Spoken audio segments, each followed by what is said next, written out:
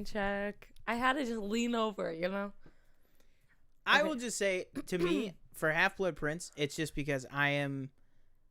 Well, like, to me, my favorite group Daniel of... said so much better now. Okay. Oops. Okay. Good. Well, forgot about the Elgato again. Okay, sorry. What? Well, let us know were before we- the okay, actual what were movie we starts, going and then after we'd be Sean? able to help you. Huh? Were we going after Sean? Is that what Well, we're Okay. So here's my thing. Now here's my thing. I my want to gosh. know. Okay. Yeah. My list is very heavily based on book to movie adaptation. Mm-hmm. It is slightly influenced because that's book integrity to me, which is very important when you're doing any series, TV or movie that's based off of a book. You have to have integrity of the characters because you miss inner dialogue. You miss a lot of the like nuances that are subtly like noted. So you have to maintain the basics of the freaking movie. Half-Blood Prince, there's a huge component of the book that explains Tom Riddle and his background. Where the hell was Merope? Okay, where the hell was she? You don't even know what name I'm talking about. You don't even know what I'm talking about. That's his mother. Oh, okay. It discusses the lineage back to Salazar Slytherin. Okay, it also formulates like he came from an abusive, toxic home. What do you think that leads to? Which is what we have this discussion, like education for. Like that kid is gonna become traumatized and cling to the first fatherly like figure, who was Dumbledore. So Half-Blood Prince did show Dumbledore going to the orphanage, and like Tom Riddle was like, "Look at all my goodies." Right. They did not specify or spend enough time like peering into the box that showed you those are gonna be his future like there was just significance with the box with the diary of Horcruxes. Yeah. Half-Blood Prince is supposed to lead into the topic of Horcruxes and imply the significance of splitting your soul. There was none of that. You just get like how sullen it was, how gloomy. Yeah. It was like a slight discussion, but you did not understand his fixation with that like Hogwarts as an institution and each of the four founders having a place in society. He was trying to find his place in society. The only thing that was his calling was being a wizard, just like how Harry, it's supposed to be very much a lot of parallels so that when the final culmination of the battle happens in Deathly Hallows, you get all the emotional anticipation. Where is it in the movie? You tell me. Fair enough. Well, for me, and that's totally valid. To like, absolutely. That's why I have it low. Yeah, and that's totally valid. You know, every ranking, every list for anything is valid. It's just, but especially I feel like when you're talking about Harry Potter, if you put book integrity high up on your how you're ranking them, that's 100% valid. For me, I've read the books and everything, but you know, for me, I have such more an attachment to the films. I just base it off of my pure enjoyment and attachment to the films and the stories that the films present. And for me, I really love like the Order and all those and the Marauders and all that. Like that to me, like, you know, not You that enjoyed Harry that can aspect. Harry can like, you know, get lost or whatever. Like I like Harry too, but I really like that whole end of things. And I really like most people, I really like Snape as a character. And so I just like a lot of the stuff that's going on with like Snape and the Unbreakable Vow and like the whole Draco dynamic of it. Which don't even fucking talk about the Unbreakable Vow. Well, it's just no. The scene was so different in the book. No, see, I'm gonna get so annoyed right now. Okay. Here's the thing we have to remember. I understand you have to adapt the book Correct. the best you can.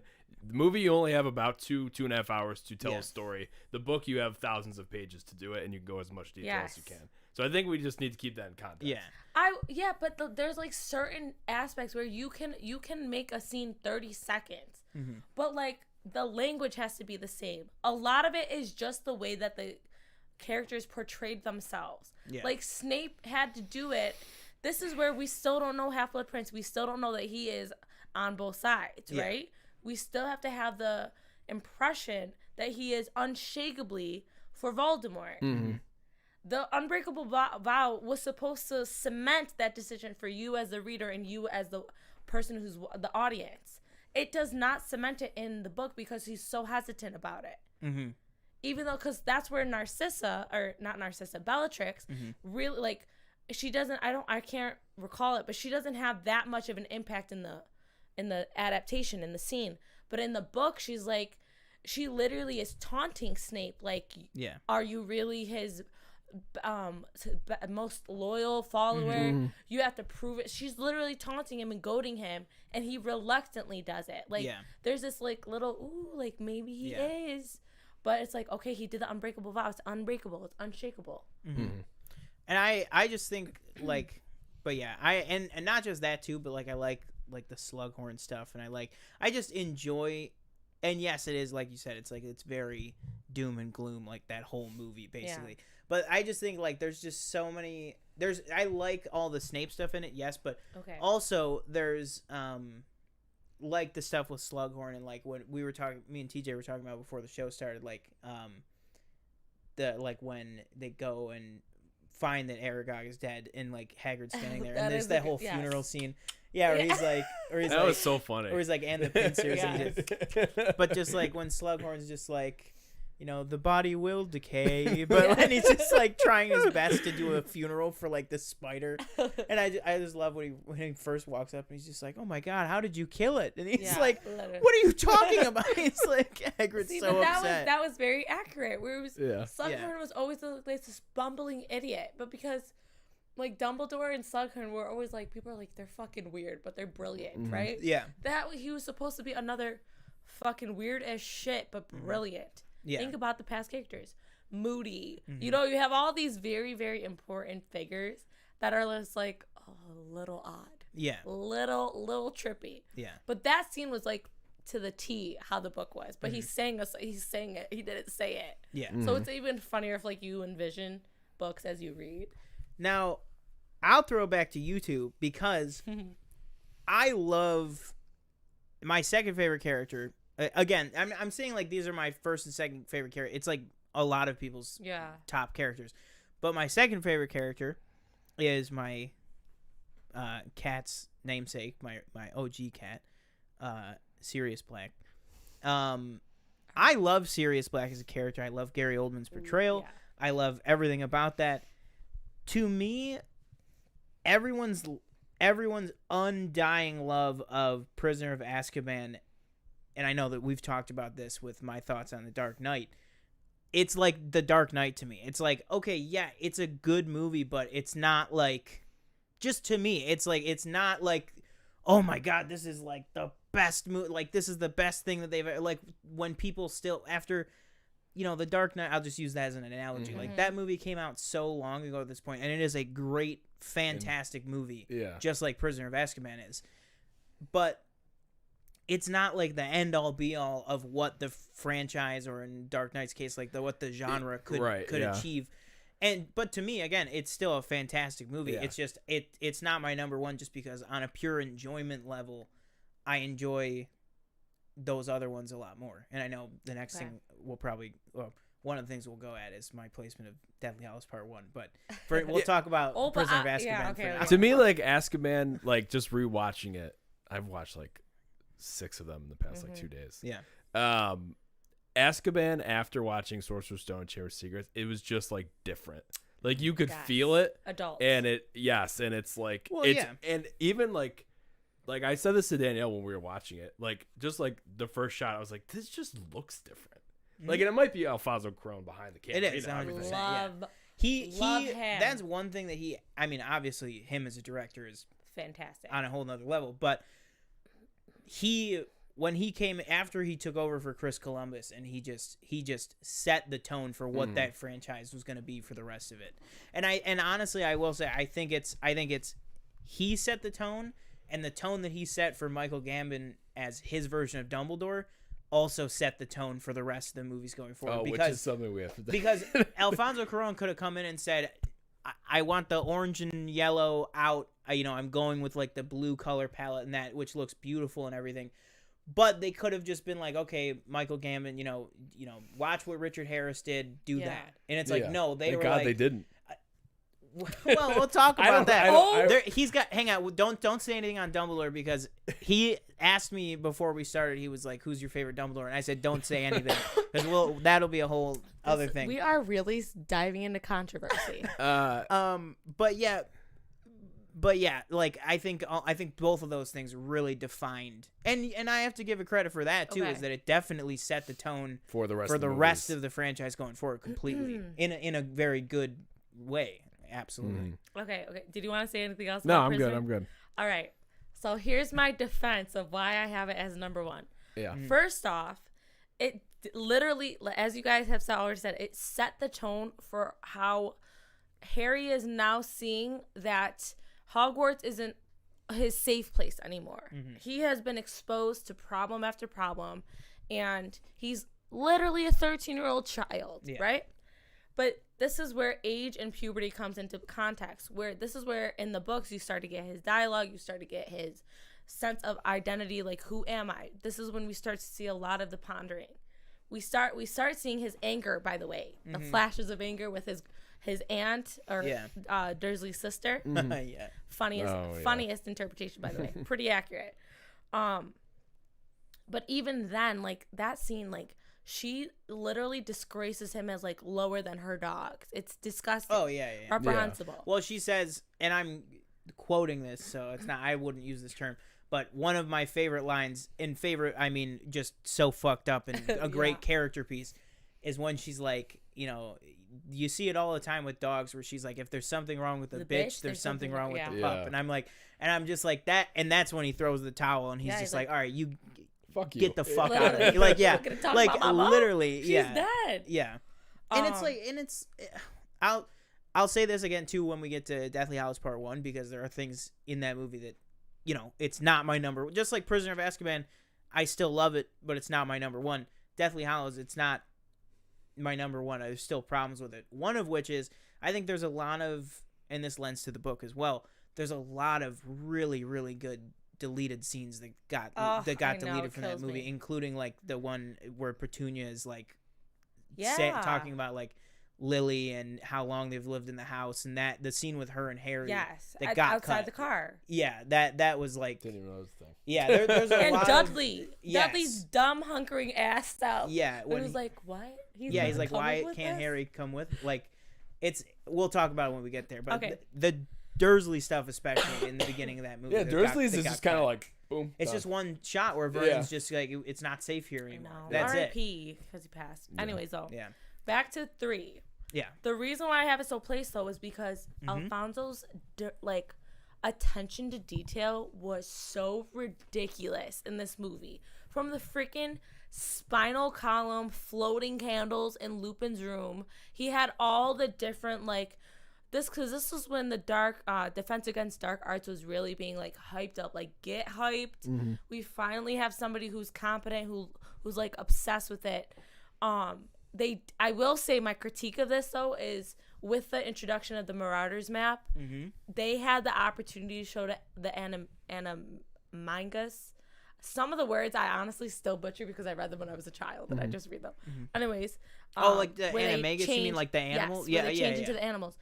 He was just talking about that. Yeah, because they should have. This was a missed opportunity where, you know, you have Fred and George. They could have like been talking about like whatever, but they had the opportunity to like show that flashback of all of them deciding to band around to support Lupin. But again, that would have been really hard to cast. I don't blame them for not including it, but like that's a little token that was like very important because then when it goes to his why am I blanking? When he casts Expecto Patronum, the Patronus. Oh yeah. I couldn't think of the word for it. I was like this. Yeah. But then you would see like the significance of why his Patronus is a stag. You know what I mean? Because it represents his father. Yeah. Like those are the little missed details that I will critique about that movie, but it's just so well done. Yeah. And like the choice of actors. Oh yeah. Phenomenal. Like. And we get Timothy Spall for the first time as Peter Pettigrew, which is like just one of the. Yeah. Well, and that's the thing too. Like the villains in this series were so smartly cast because you despise them after you watch the movie. And like I'll see them in something else, I'll be like, oh, I hate them. I do the same thing. Can you remind me? Can you remind me? It's been so long since I read the book. Last time in the movies that you see Peter Pettigrew does he die right there with Dobby? Like, does he kill him when he's at the door, like to the cellar when they're at Malfoy Manor? I thought he just got. I thought he just got stunned. Yeah, that's what I thought. But then where is he?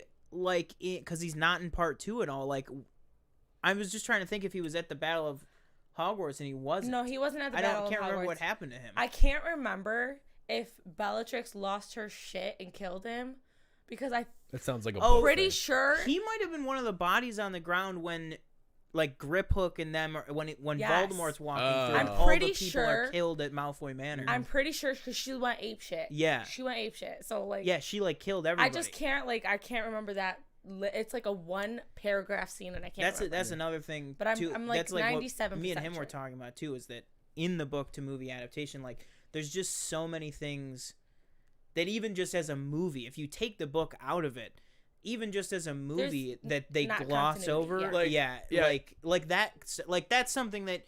If the books didn't exist, you'd be like, wait, what happened to Peter? That was a pretty main character. Because like... I'm pretty sure I'm pretty sure the way that the book describes it is that like her fucking foot like goes on his face. She didn't give a shit about people, right? Yeah. She literally like brushed him aside because he wasn't a true follower of Voldemort, because he usurped his power for him. Yeah. There's the other thing I was talking about, just to like, again, I don't really have any context with the books, but something that I've noticed, like, rewatching the movies, is that they do leave out a lot of, like, very kind of big things, I feel like, that are probably in the book. Like, for example, I was talking to him, like, the Horcruxes, like, I didn't know that, there was 3 of them that were related to the founders of the school.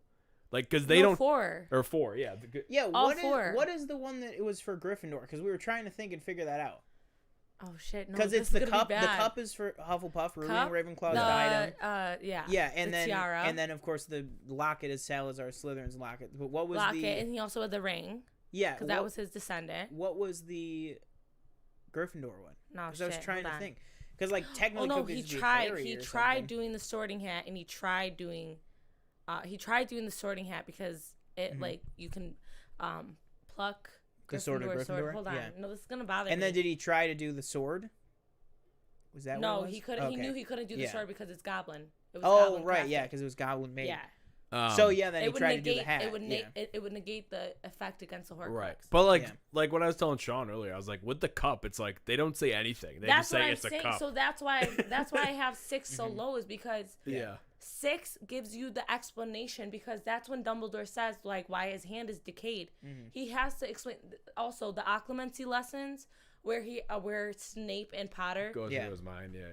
Do you know how we saw one of the flashbacks reverberate against Snape, where he went into his mind and was like, Lily, love of my life, and that's where you start to see like, oh, he was so in love with her, like enamored from when he first met her. And that's where that's a missing part, where you don't even need to use words. You literally don't even need to use words to explain like the significance of each moment. And the other thing that I forget which it was part 2 actually, I think. That I told Sean, I was like, wait a minute.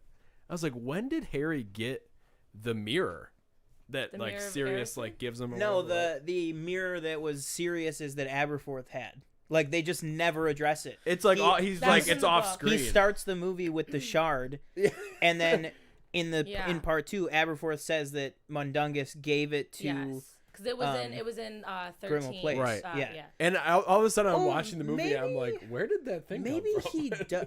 You know what? I don't know that. I don't know this for sure. Maybe Harry just picks up the shard when they're at in the house, Grimmauld Place. When they're there, maybe he just does it like really quick. He might. But yeah, I mean that's because that's where the shard was. Like that's where he picked it up, but they don't show that, and they definitely don't explain anything about the mirror until you get all the way to Aberforth's house. And also, they didn't show anything about like the sister, which is a whole other. Yeah. Like Albus Dumbledore. Well, now we're getting apparently we're. Well, he has a third brother. Apparently, we're doing a whole fucking movie about about them next with the can't Secrets of Dumbledore's or whatever the hell it's called. Yeah, that's another thing. Which I will say. Sorry, real quick. Oh yeah. They don't really dive into is when they're at the wedding and they're sitting down. And he's talking to that guy, and the other woman's like chiming in or whatever, and she's like, "Oh, he killed 3 people or 3 Muggles." His dad, yeah. And I'm like, the family moved there, yeah. Okay, and like, it's because there was like they were picking on. Is that more in the books? That's part of Half-Blood. Yeah, and like it goes because it explains why. Because okay, context. Tom Riddle's mother was obsessed and in love with a Muggle. Tom Riddle was a Muggle, folks. Tom Riddle Sr. So the influence was that she was like desperate to get his love and adoration. So she did like a love potion. She was a very highly skilled witch because she has Salazar's blood in her. Her father found out, and her father literally was like, I'm gonna kill you. Like this, you're a pureblood. This is not what we do. And then he found out that she was pregnant, and he went again ape shit on her. So then she like, I believe she like killed all these people because she's like, well, worst case scenario, like I'll have him forever and he'll love me. And like it just broke. It just didn't hit. Because love potions never last. Like, that's something that they signify in Goblet of Fire. Because Romalda Vane. Thank you. Romalda Vane tried to get Harry to be in love with her. And he was like, no. Is that in Don't they do that in a different movie? Oh, maybe it. No, Order? No, that one's Half-Blood Prince. Oh, shit, same movie. Then Ron takes it and then has... That'd be Azor, yes. Yeah. Oh, yeah, okay. Sorry. Yeah.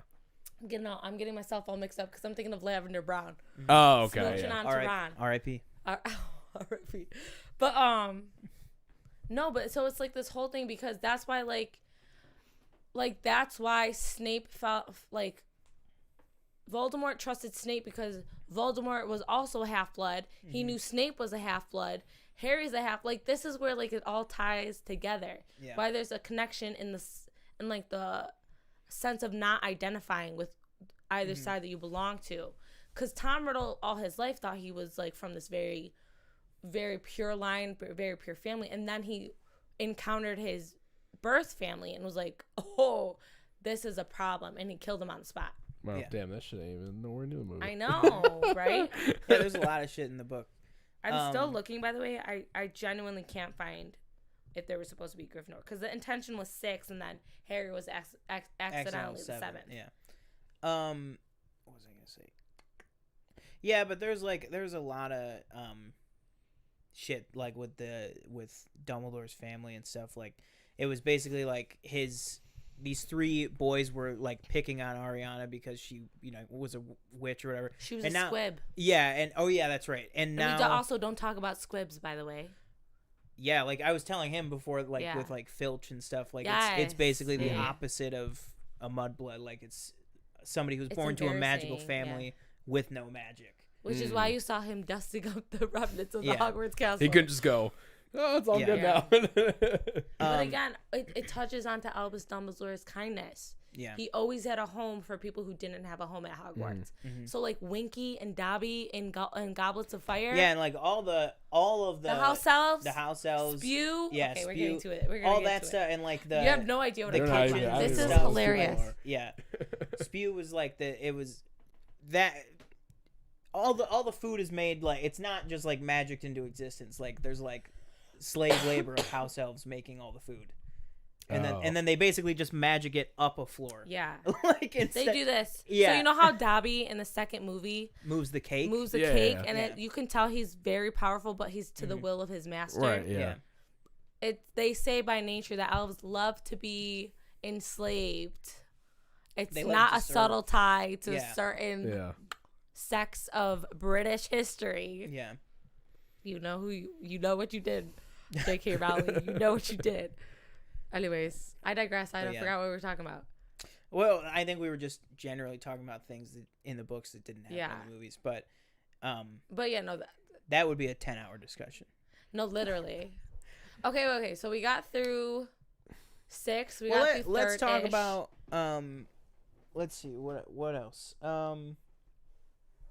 we kind of already touched on why Chamber was kind of low for us. It's just, I mean, Chamber is just for me like there's a lot of like like the worst part of it was when they're like hiding in Hagrid's house and he's like if you follow the spiders like and he's being taken away. It's like okay, I do like in that scene though that's another thing too, by the way, is that the other thing that Alfonso Cuarón altered forever was in the first two, if you're in the magical world, you know, everyone's wearing a cloak, everyone's wearing this, that, the other thing.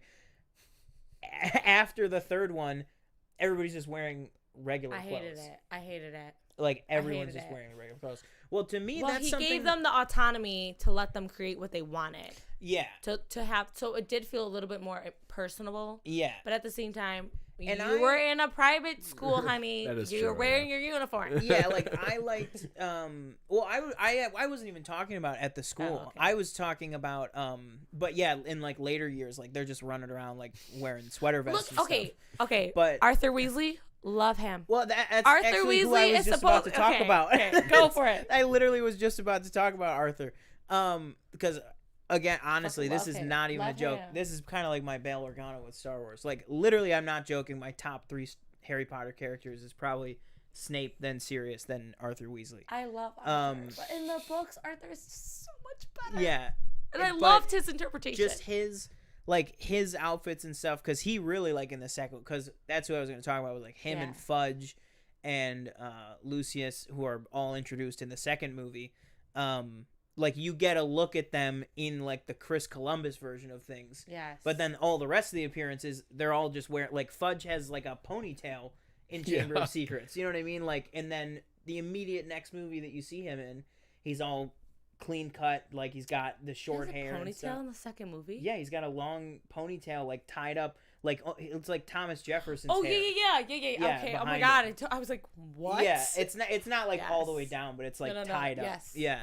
And well, like again, just around his face, like a parliament, like parliamentarian figure, and then it just like modernized, and I like that, but at the same time I'm like, in my brain reading the first book because I've read the first book more than any of the other books. Like I've read the first book like 6 times. Just like if you've ever read the first book, the first few pages, the first few chapters, like.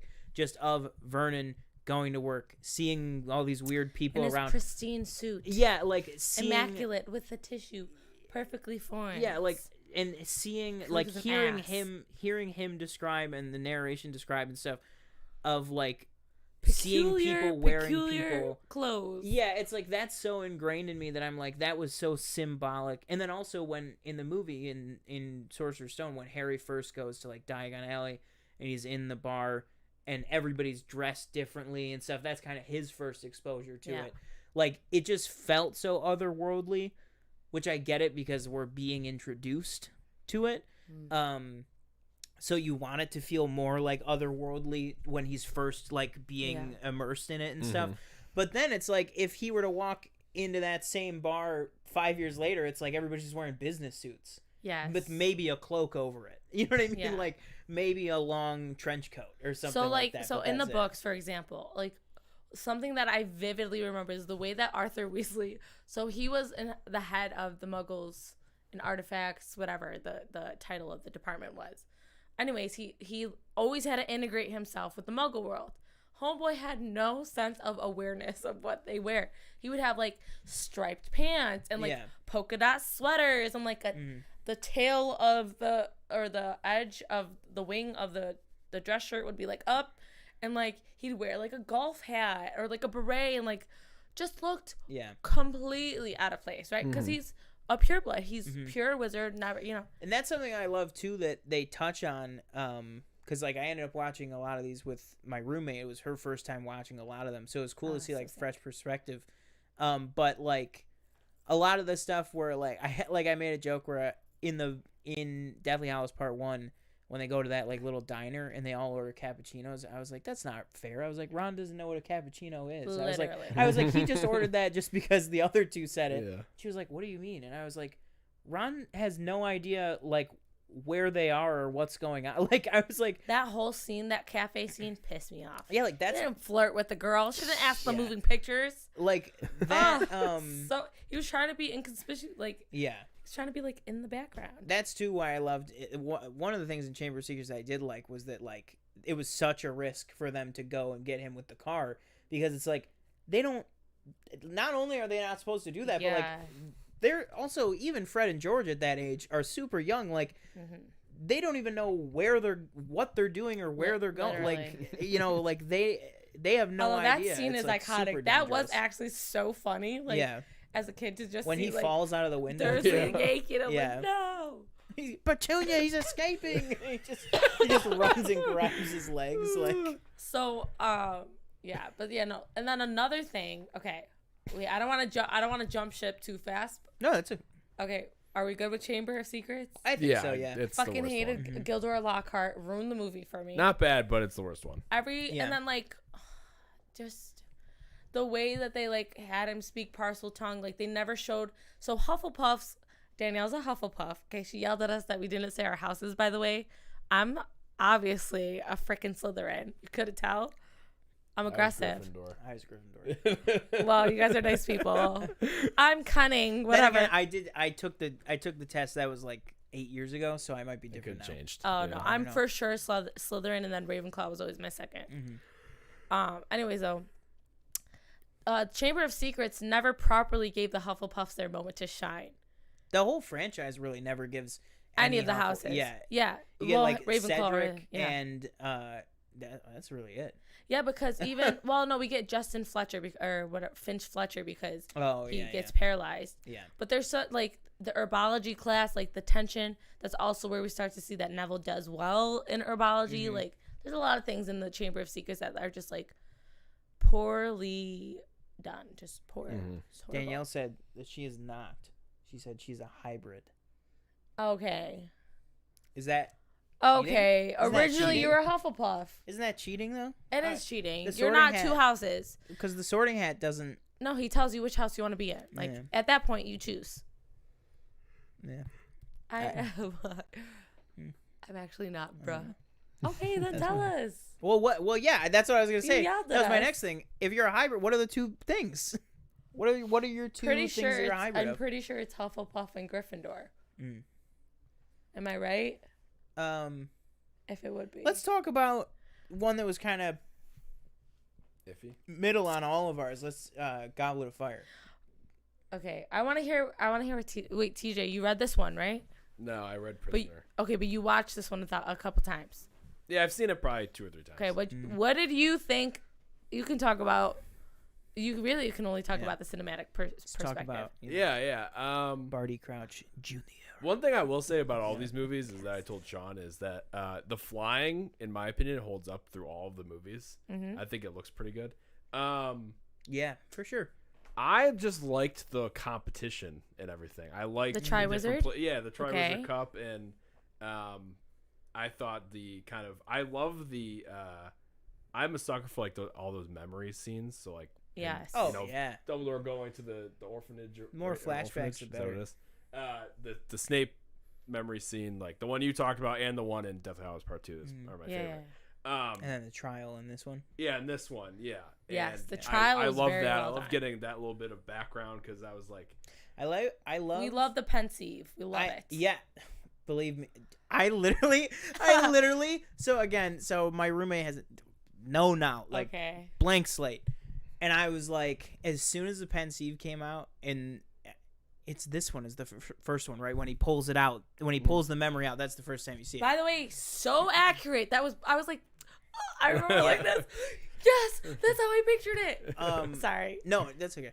But yeah, the pensieve, like I got so hyped every time it was on screen. Like I just like it's just Yeah. because it's just there's just something about it. Wealth It's like of knowledge. because the movies are so linear in the best way possible. I'm saying this. They're so Yeah. linear and so formulaic of you start at the beginning of the year, you end at the end of the year. You start at the beginning, and then it kind of trails off and does different things at the end. But so it's like when you got a break from that and you got to see another time, or you got to see something, or you Yeah. got something explained to you and stuff, it like stood out and it was so cool. Like what was I just gonna say? And I liked too about the courtroom scene. One of my favorite things about it is just it's Igor seeing Karkaroff. Yeah, I mean his voice, No. just the way that he says. He like, killed it. Yeah. Although he's supposed to be short-haired, silver hair with the strap. Do you get more of him after Goblet? No. I Ever? don't think so. No. Okay. Yeah, he just kind of goes No. back to The only Durmstrang Death and- Eaters that are like important are, oh shit, who performed the Cruciatus Curse on the Longbottoms? Barty Crouch Jr. No, Bellatrix Oh, did that, didn't she? Oh, on the long bottom. Bellatrix. Sorry, Yeah. sorry. The Lestranges are brought up. Yeah, the Lestranges, Oh fuck, they were teachers in Yeah. the 7th book, but like the Caros. the Caros. Yeah. Thank you. I could Yeah. not think of their names. Wretched pair. Wait, are the Caros the one that are standing behind Snape? Those Yeah. two? Yes. Oh, but see, you would never know. you know unless nothing read it. about them. Well, they look, do. Snape goes and they're gone. They're just laying They're there. on. I'm at like, least, okay. At least the brother. I forget his name, but the brother. You do see him. He was on the astronomy tower, and then he was at the table at Malfoy Manor Yeah. and stuff. Oh, okay. Both of them were at the table at Malfoy Manor because that was kind of like, all right, they're like staging meeting of like what we're doing over the next year, like with Pius, with the Ministry, and the two of them there and stuff. Yeah, they really in the movies they get nothing. Like you get the little walk and talk with Neville, and then they get just kind of taken out like a chump by basically, which again you could look at that as when McGonagall, tries to zap Snape and then he deflects it onto the two of them, probably to get them out of the way, honestly. But what was I saying? Oh yeah, the thing I was saying about the trial. Fucking love her. One of the things that I love about the trial is you see Dumbledore. Just the way that Dumbledore is in that scene. Explosive. He's explosive, and it's him not around a student. You know what I mean? Like he's like sitting there. He's got his arms out. He's like tensed up, and as soon as he says anything about Snape, he's like. Get the fuck, shut up, get the fuck out of here. And then he slams back down and he's just like so grumpy and shit. And it's like a guy who's that old that has been putting up with all this shit. He would be fucking pissed about, you know what I mean? Like, no, but. And I like seeing that. How like, it was. He said it. Well, See, the power of Dumbledore. Yeah, the whole, did you put your name in the goblet? I know.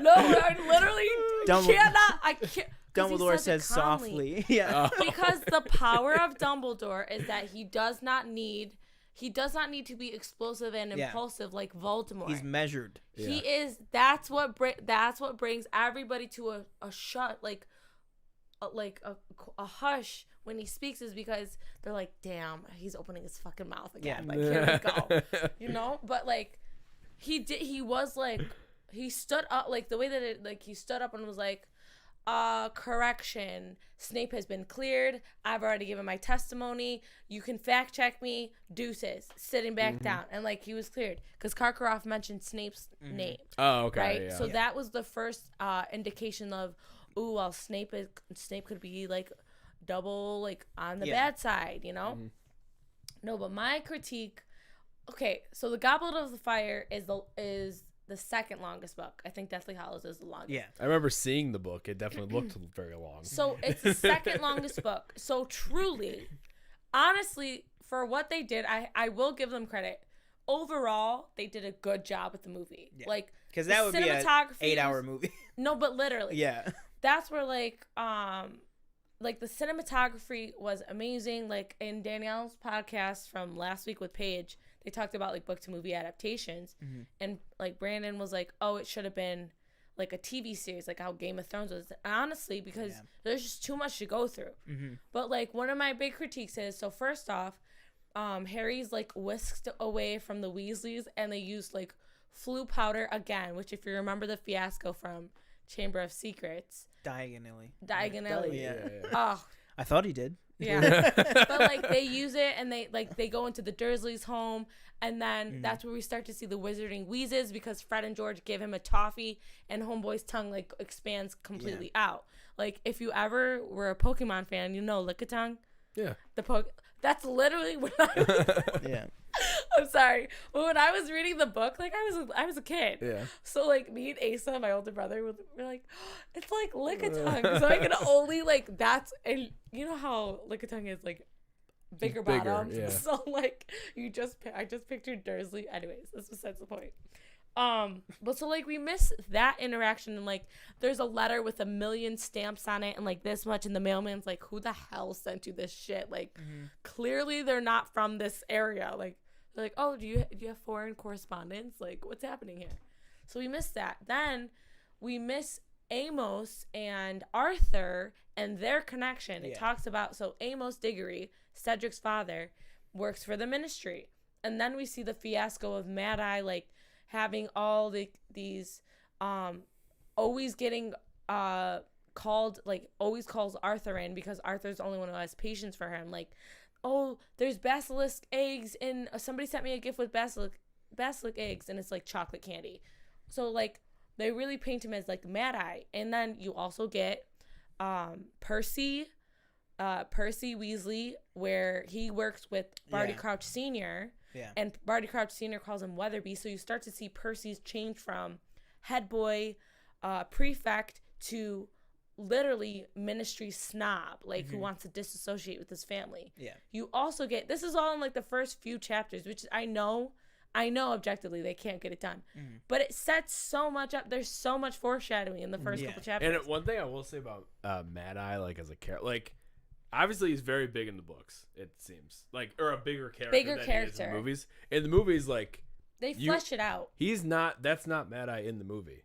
You know, like that's. I know, like he's doing like all his manners and everything. Yeah. But then, like after that, you know, he's in the little trunk, he's like all the way down there. But then you don't really get much.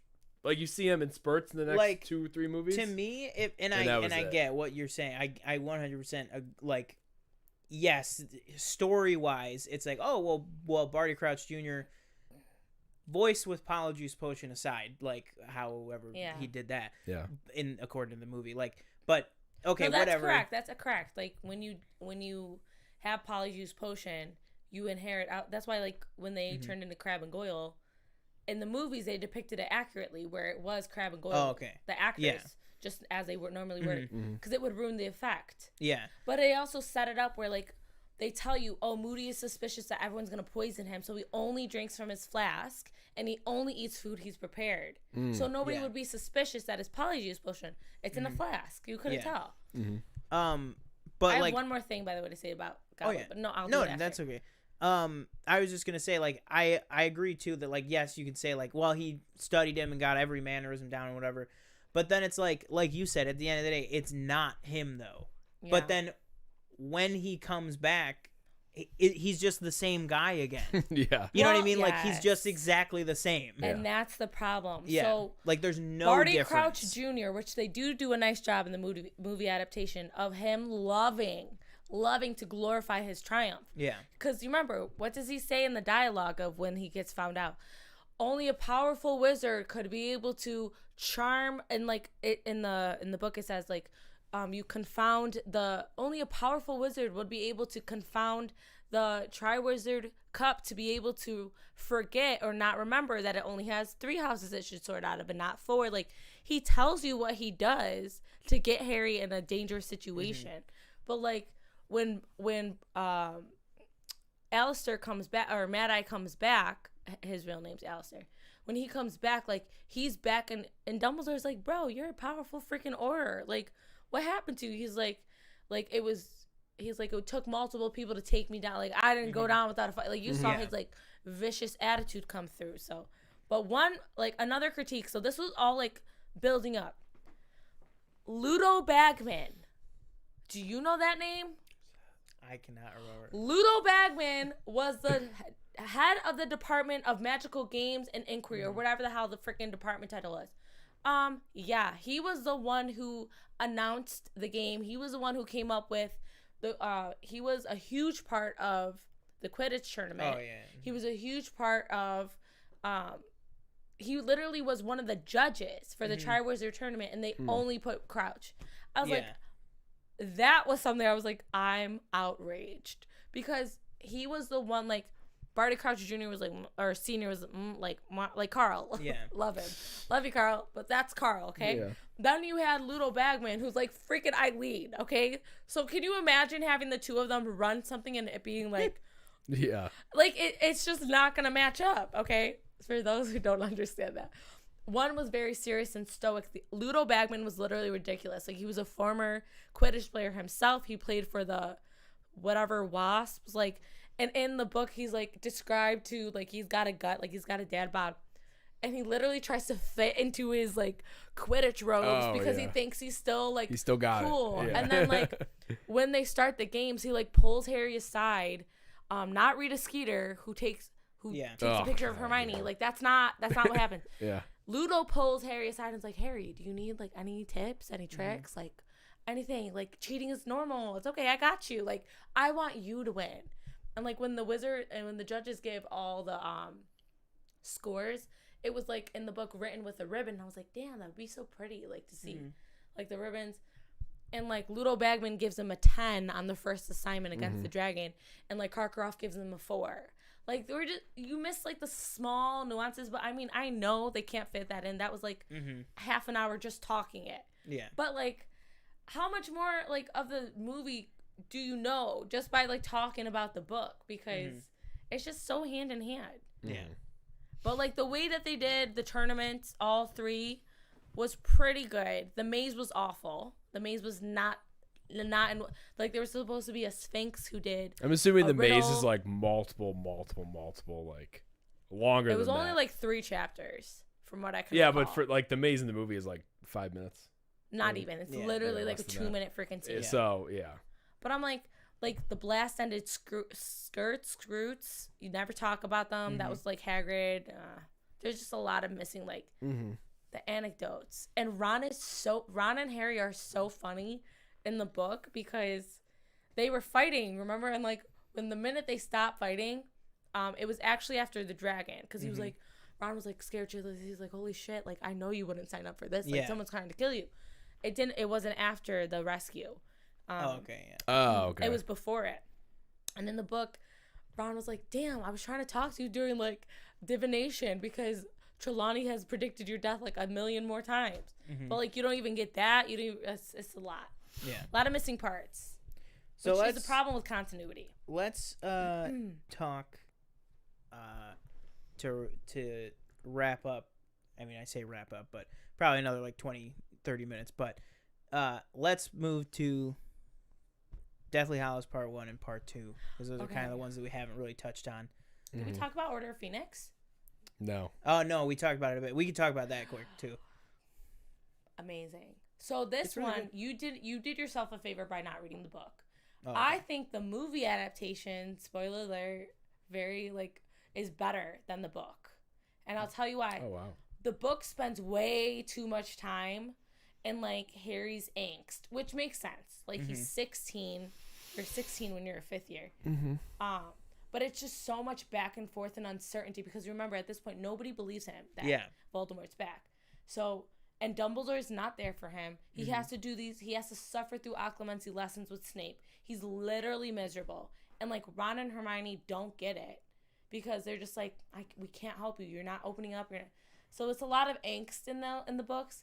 But like Umbridge, I know, wretched, but she killed it. Like that's I thought like they described her as like Toad-like in the book, and I was like, bro, she nailed that. She nailed it. The actress. That is what you're talking about. Like when if I to see her in other things, I'd be like, I fucking hate her. Literally, I fucking hate her. I'm like, oh, I can't watch you. I can't watch you. I know, I can't. I don't know how it's gonna be with the last 2 seasons of The Crown, because she's playing Queen Elizabeth in her like later years, and I'm like, sorry, Queen. I don't know if I'm gonna be able I to don't watch like it. you. Yeah. No, but yeah. Pretty accurate. And again, that's a movie that's big on the Order. Well, obviously, Order of the Phoenix is big on the Order. Big on the Order. But like Order, number 2. Yeah, I put Order as number 3 for me, because they did a very, very good job of getting through like all that shit that nobody wanted to actually watch, and just like focusing on the trauma of it all, like the trauma of the only thing I didn't like was the prophecy. They didn't really flesh it out. Oh yeah, that is something they flesh did. it out. That was a it's kind of like error. He's looking for something, and you see he's looking for something, and then he gets the ball, and it's like, Blah, blah, blah. Okay. So that's where a flashback Okay. would have been so powerful Yeah. because Yeah. that's where you would see why Trelawney was hired by Dumbledore. Mm-hmm. She made 2 correct predictions in her whole lifetime. So her mother was a powerful seer, but she was not. She made the correct prediction, and the prophecy. Actually, this is where the discussion of Neville Longbottom comes Yeah. into play. Because it could have been either one. It could have been right? Yeah. Neville Longbottom or it could have been Harry Potter. It just decided to be Harry Potter. Like, it was just the way it was. But she made that accurate prediction. And she made, I can't remember the other one. She had 2. Anyways, regardless, besides the point. But that would have been such a powerful flashback because that's why Albus literally hired her, because he was like, she can't reveal this to she can't reveal any more accurate predictions to anyone else. She's too powerful of a weapon when she's correct. Yeah. So yeah, that would have been so, and then that also like is part, like she was part of the Order of Phoenix. Like a lot of it just really set the stone. I'm like, the Order of Phoenix itself. There's a scene where they're in the Weasley's home and they see the picture and they like describe who's in it, and that would have been very powerful too. But overall, I think they did a good job. Yeah. And to me, it has the best. Sean agrees. I don't know about you, Noel. Has the best battle in it, in my opinion. Between Dumbledore and Voldemort, Yeah. the only battle we get to see between them, Yeah. amazing. Yeah. Yeah. Amazing. The water It's so to good. glass to sand is Yeah. freaking incredible. Like Just that's the shit. I was water like, ball on its own. yeah. I just It's love like just the sound effects. Of the yeah. Like it's just so amazing. Oh my god. Yeah, Yeah, that was honestly a great. That's Yeah. why I have it pretty high because Sorcerer's Stone I have for nostalgic sake. Like that's gonna be my number. Yeah. That's Yeah. gonna be my number 2 because I just loved it. Mm-hmm. It was the most accurate to the book. Yeah. Oh, okay. In my opinion, because it was a short book. It's easier to transpose. Mm-hmm. But yeah, no. So Order of Phoenix. Any comments on Order of Phoenix? And I think I noticed this. Like, I don't know if it starts with Prisoner or if it starts with Goblet or even Order, but they really take and they really make a point of this in a movie and then the rest of the series. Is they really take the color out of. I don't know where it starts. It's the third movie. The color what? So you'll notice. Of just have like you? the pic, like the screen. Yeah. They- Have Oh, you the seen the third one, title for sure, sequences? definitely. Have you done a comparison of the title sequences? Oh yeah. Yeah. They get more and more ominous. And by the way, excuse And then me. Rusted. It's supposed to signify that the Dark Mark is coming. Oh yeah. Because you see okay. you see the swirling shadows the way that they have it posted in Goblet of Fire. Fun fact. But yeah, I thought that was like how it's just kind of like, we had these kind of not like more vibrant colors in the first two, and the third one it's kind of like, no, this is just dark. Well, and also black, Harry's blue, depressed in this. Like, and so stuff like that. he's Just like kind of like he's just as Yeah. And like you said, feels like so alone. the main thing on Harry as a character is the whole thing of not having Dumbledore, like the fact that he's like, and then at the end he's like, well, that didn't work. Like, didn't really. Dumbledore was like, Yeah. oh, I thought I would make you stronger, bitch. Yeah, like, I what need the a fuck? mentor. And that kind of also is our first kind of, in the movies at least, first kind of indication of like, this guy's kind of fucked up.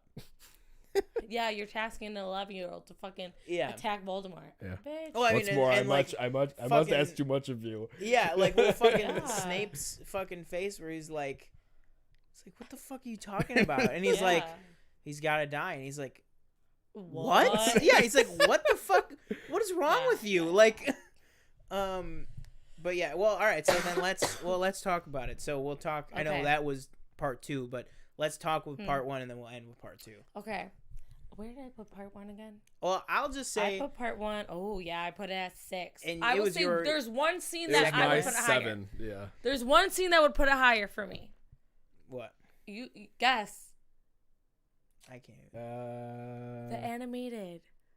Oh, The yeah, Tale yeah. of the Deathly Hallows. Oh, I- yeah. Oh, absolutely. When I tell you, I can vividly remember me I was sitting on the edge of the theater. Everybody in Yeah, the theater that was great. was like stunned Mhm. because it was so beautiful. Like Yeah. the cinema, you just can't, like, that was before the writer's strike, I believe, because it was just so beautiful. It was just beautiful. And like, that's how you would like envision it. And I was like, wow, they showed it. It was amazing. That's the only scene was when Xenophilius, I think that's his name. Yeah. Lovegood was explaining the Tale of the Hallows that was so perfectly encapsulated. Yeah. And I loved that they went 2D for that. Deathly Hallows is one book, right? One book, Okay, Oh, yeah. 2 Yeah. movies. Yeah. Oh, right. Okay. Because it was the last. Oh, right. If if they would have made it into one movie, Oh, God. I genuinely I didn't think people would have lost it. That would have been messy. That's Game of Thrones. That was the Game of Thrones finale for us. Yeah. Okay? We would have lost our mind. What's it called? So, Oh my God! Sorry, time out. Rewind. Oh, We yeah. didn't talk about the fact that Bill and Charlie. Oh, Charlie never gets mentioned as one of the Weasley Yeah. siblings. Did you know there well, was he a Charlie gets Weasley? mentioned, but he never shows up. He was ever. part of the dragon. Yeah. He was a dragon tamer, so he was part of Goblet of Fire. Yeah. And then he's also brought back during the Battle of Hogwarts, Oh, as okay. well as We Bill. were just sorry. talking I was like, about oh my that. God, I didn't say it. No, yeah, we were just talking about that because when he was finishing watching this one, so 2 things I said was or no, that wasn't. So when I was watching part 1 last night, Hold on, I just saw Sherry's. I love to hate Umbridge. literally. So when I was watching part 1 last night, I said to my roommate, I was like,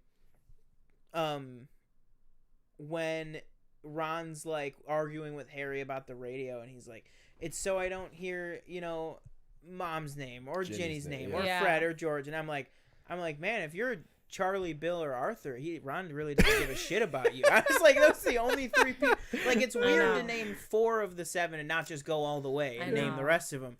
But then in the Battle of Hogwarts, when me and him were just watching it, I had to like do a double take. I was like, is Bill even there? I was like, did him and Fleur just like stay at their fucking house? But then Cottage. he is in there. Yeah, but he is. but Charlie doesn't get.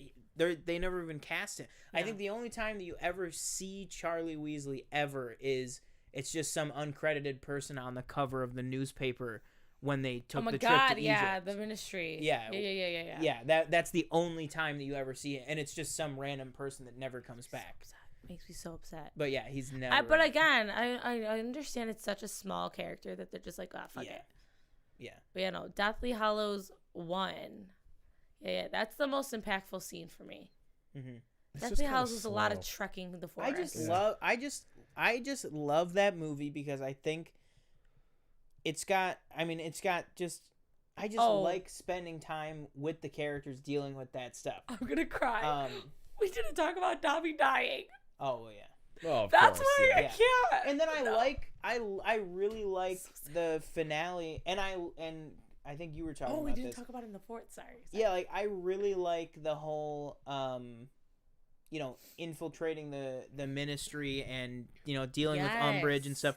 I love anything with the Ministry, but I really love that scene and like dealing with that. And then I really like the finale at Malfoy Manor and like the stuff the stuff in the middle. I obviously can. It drags a bit, but it's like it's these 3 people who just it's like McGonagall said in Half-Blood Prince, like, why is it when anything happens it's you 3? Like, no, but literally from their perspective as well, like everything that fucking happens to the 3 of us, and we're fucking sick of it. And it's like any moment, like more specifically, like people are always like, oh, the dance scene, like where they dance with each other, and it's like, oh, whatever. But like they are literally like, okay, Ron has just left. They're at the lowest point in this journey, and like this song comes on, and they're just like, let's just have 2 or 3 minutes of acting like none of this is happening. Yeah. Mm-hmm. And then as soon as it's over, Hermione leaves the tent, and it's just like, okay, that was fun, but it did fucking nothing. Yeah, back to fucking reality. Yeah. Like, and I love that shit so much. And then Malfoy Manor, the finale, I really like that too. Mm-hmm. But that's how Bill's wedding was too. Mm-hmm. Oh yeah, So and the Bill's wedding I really liked. Yeah. Okay, by the way, Bill's wedding is where we start to see all the dialogue about Albus start to come out and reveal itself too. So he gets to talking to like 2 older people that are like, holy shit, you're Harry Potter, blah blah blah. Then we miss that Harry turns 17, so he can apparate. Oh right, yeah. We missed the Golden Snitch birthday cake. I was fucking pissed. Okay, pissed. I was so annoyed. I was like, can't wait to see Ginny in all her glory. Bring it out. Instead I get it awkward. I'm gonna go and tie your shoe together, and we're gonna awkwardly kiss. Yeah, that was weird. when I was watching it. Yeah. That was so very odd. upsetting. And then like they're So walking down the awkward. street and wherever they go to. What is it called? Warping? Apparate. And Disapparate. she's like, "Oh my God, it's your birthday!" And she's like, "Oh, we made you a cake and everything." And he's like, "I think there's really more important things right now than my birthday." But It's we like, also oh, okay. missed, so like Hermione did so much prep in the summer, like, so we sort of get the glimpse of her little like bag, and they're like, "What the hell's in that shit?" She's like, "Oh, I fit everything." You miss all the preparation and like the fact that she is literally like the base of their tree, like she is the roots.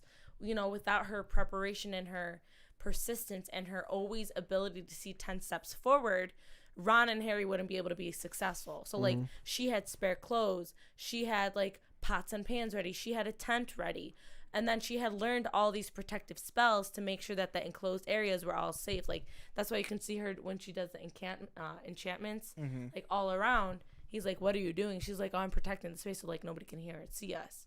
Like she learned that from the Goblet of Fire when they learned about how they were able to have 100,000 or 400,000 wizards in an area where there's predominantly Muggles. You learn about all these things, and you're starting to see the payoff happen.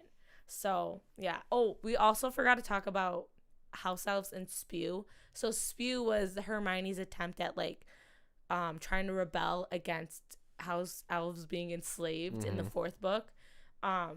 It doesn't go very far, but we see Winky, who was Barty Crouch Sr.'s house elf, get dismissed, and she's like drunk, slobbering. We see Dobby again, but Dobby's like chilling in all this like fun, like a tie and socks and stuff. And we see Dobby's like, "Oh, Dumbledore gave us a job like after Winky got dismissed. Like this is the job that we had." And Winky's the one who, because she's like in a drunk stupor, starts to like. She gives clues that there's a junior. She's like, "I keep all of my master's secrets," and Dobby's like, "Come on, you can say it. You can talk shit because like you're no longer a master." So we missed that part. That was also like an inclination. But again, they showed Crutcher and they showed Dobby. But yeah, that's pretty much it. But yeah. So back to part one though. But like Hermione, they gloss over poor Hermione. That was part one. Really should have been her moment to shine, and it wasn't. Did you talk about what you think? Yeah, I think it's I just think it's kind of boring. Like the whole kind of trekking for. There are some like good moments that I like the whole like kind of Ron overcoming and destroying the Horcrux. I thought was really cool. Yeah. The whole like kind of them like naked kissing was kind of weird. Yeah. I don't know if that's how it's described in the book, but because it was supposed wearing the locket. Oh my god. Excuse me. Wearing the locket, so it's Salazar Slytherin's locket. You just get like that poisonous, like thoughts, just the basically. worst. Yeah. The worst of you comes out wearing it because it's also part of Voldemort's soul. So they had taken turns rotating it, and like that's pretty accurate. But seeing that warped image of Harry and Hermione kissing, Ron literally was like, "Fuck you, that's my girl." Like, literally. Right. In the book, so. Yeah. That was cool, but like I said, like I like the whole kind of finale and the manner and, and Dobby, like, he's like, he's on the chandelier and he. Yeah, I love that. I love that. Yeah. You just hear that? It's like. I love him. But yeah, So like sad. it's just kind of like the middle of it is like, is this over yet? Kind of like that. But it's again, none of them are bad. That's the thing. I'm just being critical. I'm literally just being like, this is me being a fan for my whole life, literally for 20 years. So. Yeah. So yeah, let's end off. Let's talk about Part 2. Deathly Hallows Part 2. Not my daughter, you bitch. Yeah. That was When great. I tell you that line, we screamed, we roared in the theaters. Yeah. We were like, "Let's go, Molly, let's go." One thing I'll say for like, and I said this to Sean earlier, and I think it was more prevalent in the first, like in these last two. And this is just movie based. I don't know. Books probably explains more. There's things that happen that like they just kind of happen. They don't make any sense. Yeah. Like for when I was like when they're in the hall and he like confronts Snape, and then everybody walks in, and I'm like, where the fuck did they come from? Wait, when? When what's left of the Order and the Weasleys and stuff, when they come through the actual doors in the Great Hall.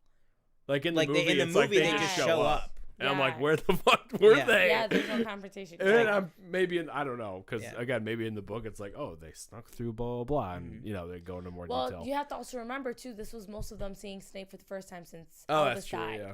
And he killed Albus. Like, you have to be like, bitch. Mm-hmm.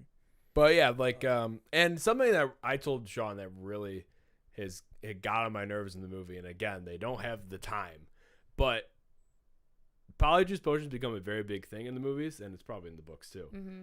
And it's kind of like they established in the second one? Yes. Second one, that it takes a month. A month to develop. And now it's kind of just like, we need one. It's like, boom, we have it. And I'm like, well, where did that month go? Yeah. And he was like, well, maybe it's like they're more like skilled. Yeah, so I was they like, can do because it faster. like the one where they all disguise as Harry, I was like, maybe like Mad Eye is like he's just better at it, so maybe he could do it faster or something. Yeah. Like, but even like yeah, the like, Bellatrix one, when they have to break into Gringotts. Yeah, like because I'm like, they just.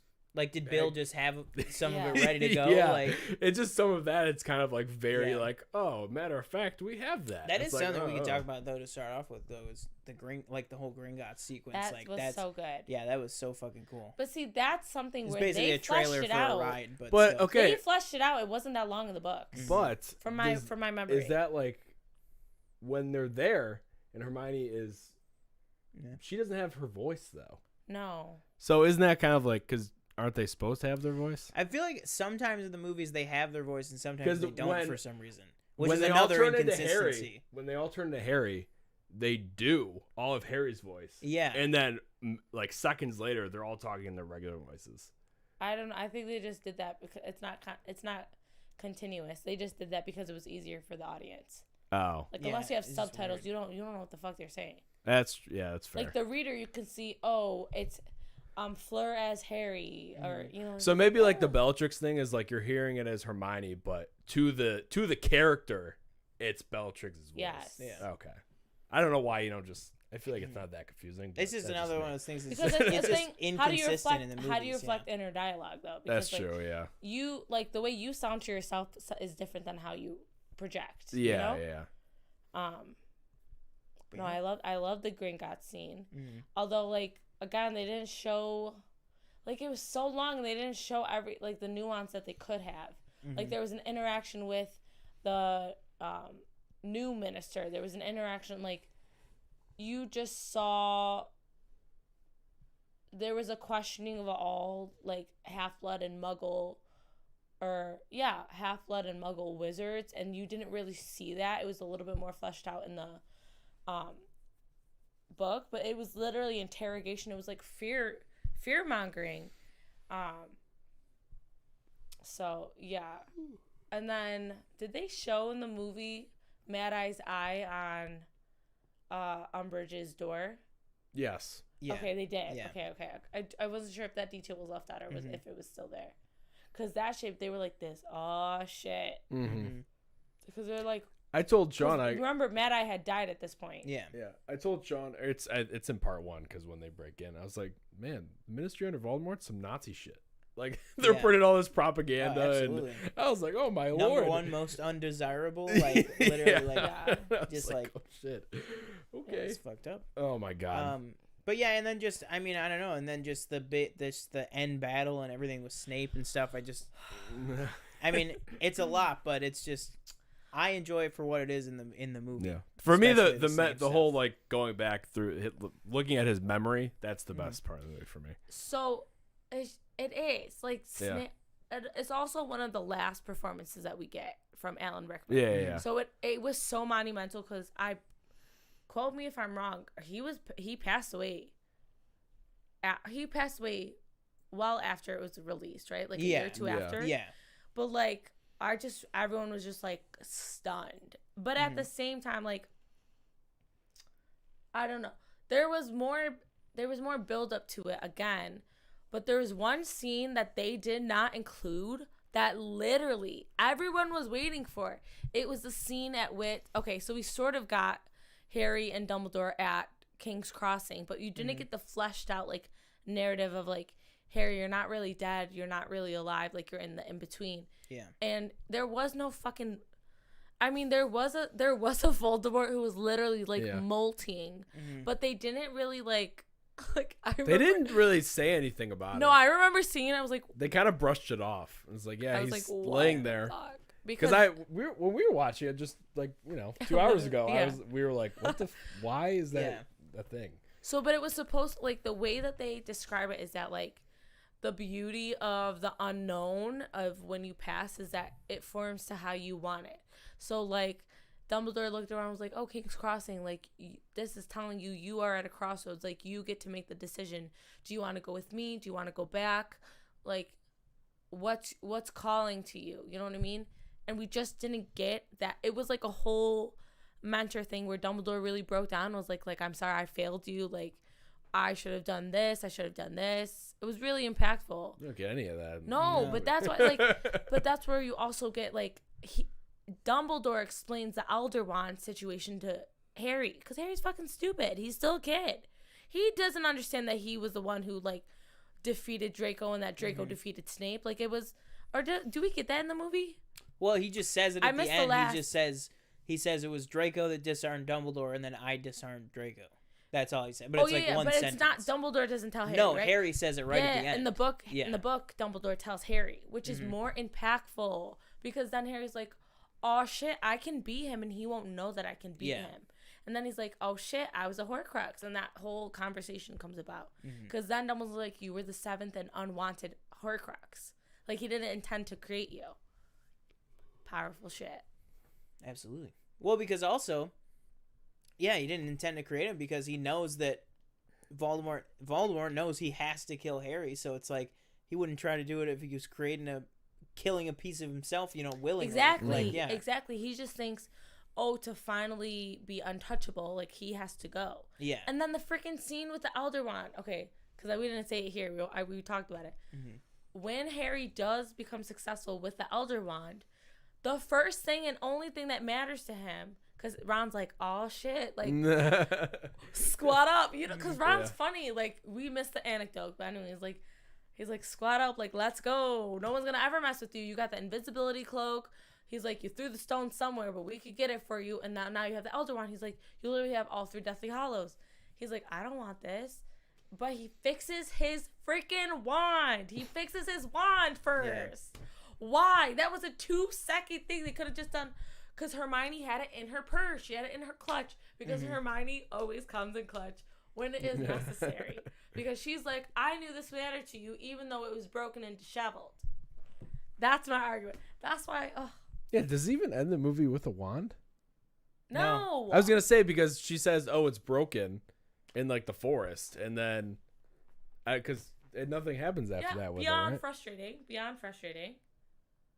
Oh, yeah, I never thought about that. Yeah, right? So what did you think of Deathly Hallows Part 2? Because the action was very good. It was boom, boom, boom. But it was like, you don't get the squat up of the freaking, of like Hogwarts the castle. Because it's only ever been like a safe haven. You don't see it become formidable to an opponent. Yeah. So, I don't know. And that, oh my God, they don't show the werewolves and stuff. No, the only people they show is like the spiders and the giants and stuff. Yeah, because they don't show Bill getting bit by what's his face, do they? Greyback? No. Oh my God, I forgot. They missed all this part. Okay, that's another part. But so, like, the giant who, like, Hagrid was with his brother, he was like, okay, we're going to go make sure that the giants are on our side. Hagrid comes back and is like, yo, Dumbledore, they're not on our side. That was book 6. And then continuity into it is that during the Battle of Hogwarts, Voldemort had the werewolves, the giants, like all these really wretched creatures on his side because they're like, dark arts is back, baby. Dark arts is back. And it wasn't. It's because they got defeated by children. Yeah. But it's true. Yeah. But yeah, I mean, I just... Long-winded. Sorry. No, that's okay. Yeah, just the last thing I'll say is just, I just really... I think it's one of the most satisfying conclusions to a film franchise that we've gotten. Except for that fucking afterward. Well, no, I don't mean like just the final scene. I just mean Just to cap off the yes, whole okay. franchise. Like that compared to the movie that Yes. shall not be named, is just the Yeah. the difference. No, honestly, like I'm between just how being nitpicky. and like the difference between how to cap off 8 movies, Yeah. is pretty astounding. Yeah. Um, Honestly, what's astounding is that the cast was able to be, like, the majority of the cast, if not all of the cast, was able to return. yeah. Mhm. You know, only Dumbledore. I think he was the only significant character to pass we away. didn't even talk about that. Oh yeah. Well, all right. That's what we'll end off on. Wait, no, Oh, go. we had to talk about Teddy Lupin. Oh yeah, go for it. I was fucking pissed with the afterword. Okay, we are supposed to get Teddy Lupin obsessed with Victoria. I can't remember what her name was. I can't remember. I don't remember the last 5 pages of Deathly Hallows. The afterword does no justice into getting to know James. Like, the dynamic is all about the kids. It's not about the parents. So you just see Albus Severus being like, I'm so nervous. Like, what if I go into Slytherin? Like, my dad's gonna kill me. I'm an outcast. James is like, psh, okay, I'm a Gryffindor. Like, he's just like his grandfather, his namesake. And then we get Teddy Lupin, who's like, well, I gotta show my parents. Let's hope I become a prefect this year because he's a little bit older. But he has the traits of Nymphadora where he can morph into certain things. But he also is half werewolf, half more. Anyways, but it's just you don't get to. That's such a cool part that he's able to be such a significant godfather because he was named Godfather from Lupin. Mm-hmm. I don't think they said it, right? No. Yeah, he was named Godfather from Lupin and Tonks because they were like, okay, if anything happens to us in the Battle of Hogwarts, you're his godfather, and he took that role so seriously because of Sirius, and he was like, without my godfather, I wouldn't have been able to go to Hogsmeade. I wouldn't have gotten my firebolt. I wouldn't have the confidence in who I am and who I identify as, and wouldn't know my father. Yeah. If I didn't know Sirius.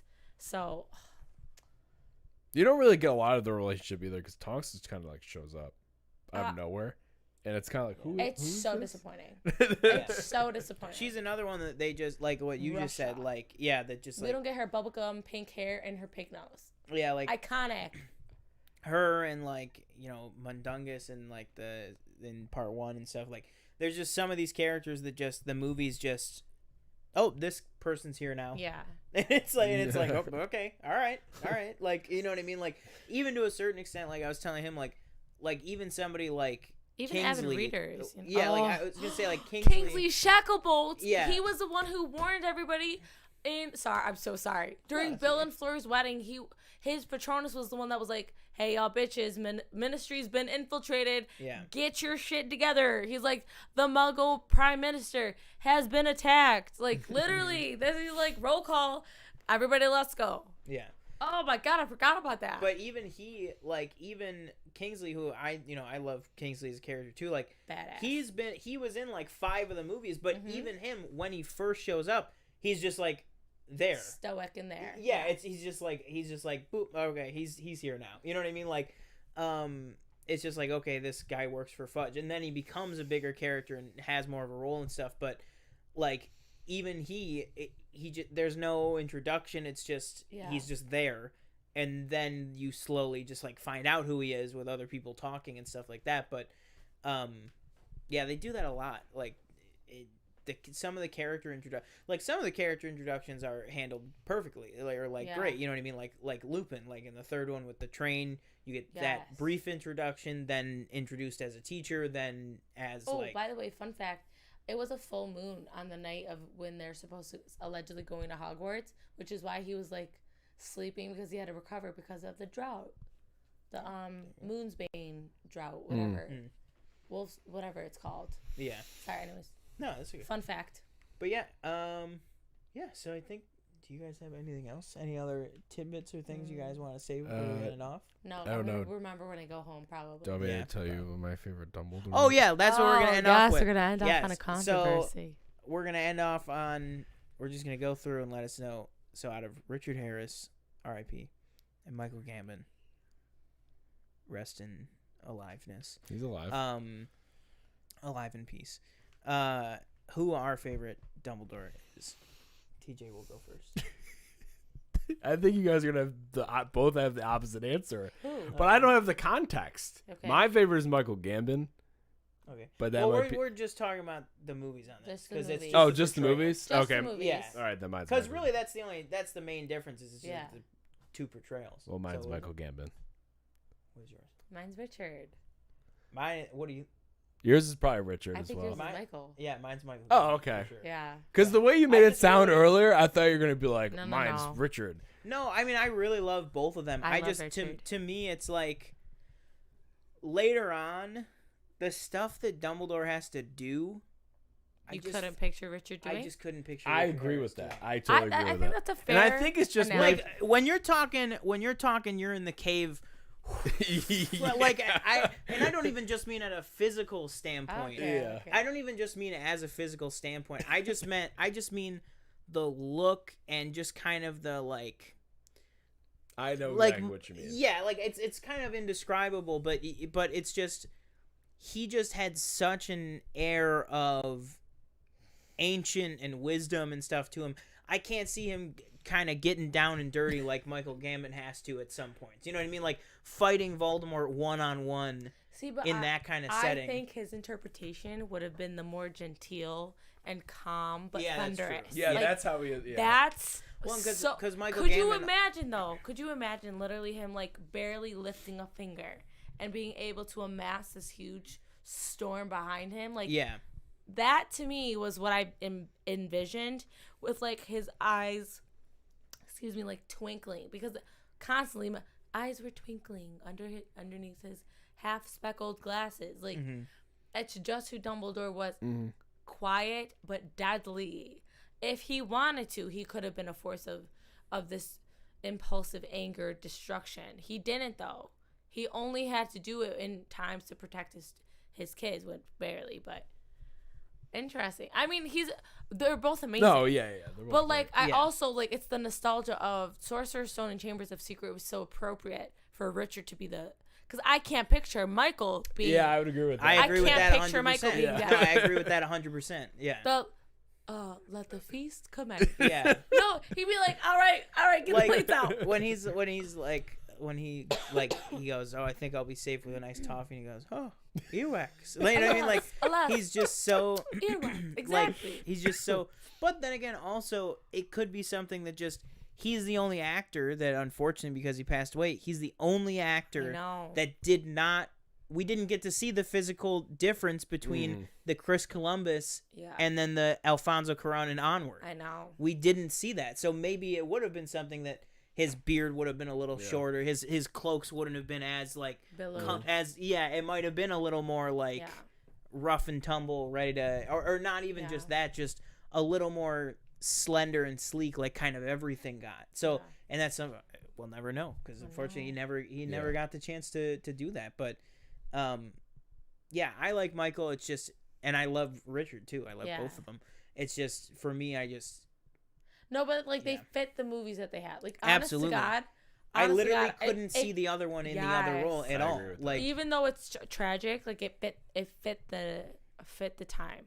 absolutely, yeah. All I say, I'm gonna end with, if they do Cursed Child, I do hope it's not Chris Columbus. I hope it's somebody else. Yeah. That's Give me just Yates back. I'll take Yates. Yeah. I'll take take Alfonso Alfonso. Cuarón back. Yeah. Oh my God, we didn't even talk about Luna. We all love Luna. Oh, all Luna, love yeah. She's Luna's a queen. great. She's Yeah. an icon. We stan her. Yeah. She's freaking hilarious. She was the comedic relief anytime you saw her face. Oh yeah. Mm-hmm. Absolutely. Just wispy. She's great. Like the scene with the Converse hanging is so good. yeah. Oh, yeah. All right. Well, I think that'll do it I'm for so this sorry. week. This was a long-winded one, y'all. No, that's okay. It's not even as long as we have gone in the past, but That's true. but I'll say it for me. I've been one of your hosts, Sean Monk. Thank you guys so much for joining us. Let us know if you're watching this on the replay or anything like that, or watching live. Comment down below. Let us know your rankings of the 8 Harry Potter films. Maybe we swayed you. Yeah, no, absolutely. Yeah, let us know. Did we change your mind on any of the films as well? But make sure to subscribe on the YouTube. Make sure to follow us at the official PFN on TikTok, Instagram, Twitter. We're posting over there, with different news, different videos, all that kind of thing, almost daily. So make sure you're followed on those platforms to not miss anything that we're putting out. That'll do it for me for episode 62. First, thanks to Noelle for joining us. Of course. Do you have anything you want to plug or anything you want to let people know? All right. No, I don't want my students following. I true, swore that's a lot. true. Yeah, that's true. Okay. I did want to shout out though, okay, Sherry said that yes, Luna. She also said that Ron is her favorite character. Your mom is a queen. Okay, she's responded to all of this. She literally said that Hermione knows what to bring in the bag, etc., because she's a woman and girl. We always know what's needed. True. Girl Scouts are always more prepared than Boy Scouts. She also said, if you think of it, Ron has always been the one to save the day all the way back to Wizard's Chest. He is the hero. That's true. That's true. Yep. She talked about the real Wizard versus Muggle as well. And then, your mom agreed that she said Richard with me. She said so much he could have done if he was still around for the later films. Mm-hmm. That's so much fun. Okay, thanks, ladies. Yeah. Appreciate it. And I'm TJ Cornwell. Don't forget to like, comment, subscribe. What Sean said, let us know in the comments below. Which one's your favorite movie, your favorite book? And any of the quick news we talked about. I forgot. And let us know. And be sure to tune in. Make sure you are subscribed. Hit the subscribe button. Hit the notification bell because we will be posting a bunch on Friday. For Disney Plus Day. So yeah, don't miss any of those videos either. Yep. And with that, we'll see you next time. Boom.